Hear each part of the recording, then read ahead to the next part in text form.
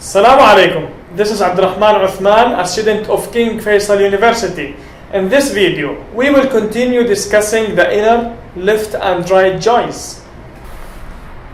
We will be using tables that were generated in lesson 16, so make sure you did that before proceeding here. We will concentrate on employees and departments tables. We will focus on their relationship through their department ID. Here are the actual rows in these tables. We need to understand their contents to differentiate inner, left and right joins.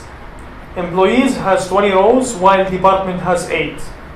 But since our focus is on department ID, let's look at the contents of these columns. Notice that in employees table, one row has null or no department ID.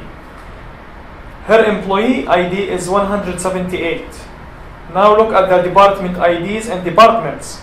They are 20, 50, 60, 80, 90, 110 and 190. But if we look back in employees table, all of them are there except for 190. This means that although department ID 190 exists, it has no employee. I hope you got that. Now if we will illustrate these tables as circles, employees table is blue while departments table is yellow. They have intersection where their rows match. Let's make that part red. But what are inside this red intersection? It would be the 19 rows from employees and the 7 rows from departments, which makes both tables having one row for each that are not part of the intersection. So what does this all mean? The red area is our symbol or inner join. The blue area now plus the red area is left join, while the yellow area plus the red area is right join. So how many rows do we expect in inner join? 19. Remember that join is not about adding rows but adding columns.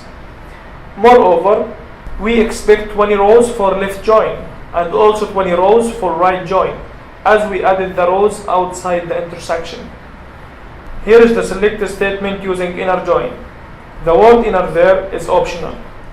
Click SQL workshop, then SQL commands, set rows value to maximum, select star from employees, inner join departments using department ID. Run it. We have only 19 rows, as employee ID 178 is not included. Now replace inner with left. Run it. We have 20 rows because employee ID 178 is included. Replace left with right. Run it. We still have 20 rows because it includes department ID 190. But take note that we don't see employee ID 178 anymore. In our next lesson, we will do more SQL statements using joins. Thank you for your interest in this channel.